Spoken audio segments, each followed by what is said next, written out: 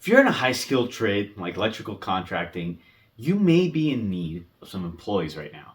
A lot of electricians, plumbers are just like that, and this is what we're doing to address this worker shortage with our clients. So hopefully you're able to get something out of this, maybe implement it into your own business. Like I said, this is what we're currently doing with our clients to fix this issue, and this is what we're doing or plan on doing with that. We're keeping employees at almost all costs. I know it's a boring one, but hiring is hard at the moment. So the last thing we want to do is lose someone and have to hire yet another person. So we're doing a couple of things. Obviously, paying well is super important. One of our clients was actually taking employees from a competitor simply because the competitor would not pay their employees enough. So that is first step. We're doing some pay increases. The way we're doing this though is we're doing performance bonuses. We're sending them out as commissions. So this way, we're able to pay the employees more, but it's when they bring more revenue. So it makes it a lot easier on the business, and the business not having to just pump out money and not make a profit. We're able to tie that directly to the performance they do, and that's when they get more money in. So the next big thing is benefit. We're seeing a lot of success by having a lot of flexibility with the benefits. So it's really important that you talk to your employees and get a good say of what they want for it and let them choose. Let each one individually choose. It might be a little bit more expensive, but at least you're putting money where they want and not just randomly putting it places. So check with them. What is it that you want? What is it that you need? And go for that. This is working really well for us. So yeah, not the most fun step to take, and it is a little obvious one, but it works. And that's how most of these tips are going to be. It's going to be how do we execute that obvious thing properly without losing money on it. So it's much better to hire one position for a new one than having to hire that new position and then also replace one of your previous employees. So the next thing that we're looking at is getting more out of the current employees. So we aren't a hiring agency, so this video is not about how to hire, it's about how to deal with more expensive and timely hiring processes. There's a very thick line between overworking someone and getting the most out of your employee. So it's really clear to me is we want the same amount of work and effort from each employee to bring more revenue. So we're not telling an employee, hey, can you work 80 hours this week? No, we're getting more out of the 40 that they work, or maybe they work a few more, but we're getting more out of the time that they're already spending working for you. So that's what we're focusing on. We're just giving them more leverage on their time. Firstly, we're automating as much as possible. Anything that can be automated, we're automating it. So our clients can't afford very expensive automations just because we'll find the savings elsewhere to pay for them. So that's also what I recommend. If you're doing it on your own, find some money elsewhere. If you need help, always let us know. We only charge based on performance.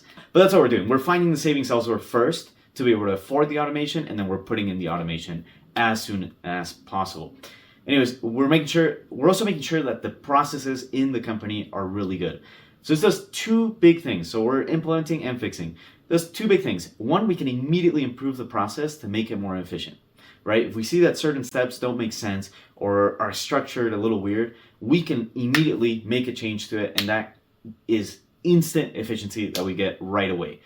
And then the second one is the more times that the employees follow that process, the quicker and better they'll get at them. So not only can we make a better process, our employees will get better at those processes over time. Apart from the automation, this is the best way to improve employee efficiency. And obviously, if we're struggling to bring people in, we want the people we already have to be doing as much as possible. And then once we do get somebody new in, it's going to be more expensive and it's going to take us more time, but they'll pay back that quicker if we can make it more productive. So another big thing, and this is super important, is making the hiring and training process more efficient. So we're doing essentially the same as we're doing before with the current employees, and we're putting that same logic into the hiring process. So we're automating everything that we can, and we're putting good, repeatable processes in place. And then we're looking at what has worked or what has somewhat worked within the company already to bring in good candidates, and we're dumping every single resource we can at it. So if just bringing in as many people as possible and interviewing the majority of them or screening them works and they've been getting stuff there, well, we're going to triple it, 10x it. We're putting every resource we can into whatever has already proven to work. And then we're making that process super efficient by putting the automations and putting in processes in place. It's not cheap. It's not fun to hire high-skilled talent at the moment. So yeah, the solution's a bit unfun is just make it as quick and painless as possible within the company. everything that we can control, we're controlling to make it as quick and cheap as possible internally. So lastly is we're rearranging some roles. This one's a pretty high risk option, but our current calculations are making it look really, really good. We're in the process of planning this out for a client, like I said. So I'll make an update on how it works, if it even works. It probably will work, but I'll make an update. So currently, they have 2 employees with a journeyman or higher license. Each one goes out to their own jobs, and they take 1 to 2 apprentices, depending on the job. Now, 3 of their 5 total apprentices are 3rd year. So they're about to be able to get their journeyman license, and they're very skilled, they do good work, and we've seen them have really good skills on the job site, both as employees, but also as electricians. So our plan is to put the 2 people that we have with the journeyman plus licenses, and we're gonna put them into project management roles. So now, instead of having to be stuck on one job per their time that it takes to do the job, now they can do 2 to 3 at once. So it gives us way more leverage on each one of them, and now our focus can just be on bringing in as many decent apprentices that we can put under, and we just increase the total capacity of how many jobs we can take on at once without having to hire a bunch of journeymen or hire licensed employees. You need your journeyman plus licensed employees to be good leaders. Not every business can implement this. Not everyone will work well in this situation. So that's the first thing. In this business, they're great. They are incredible leaders and they'll do a great job. In others, maybe it's a little bit more difficult. And then your apprentices also have to be good. You know, they are going to have direct supervision almost constantly through the project, but they're not going to have that journeyman on the field 100% of the time with them.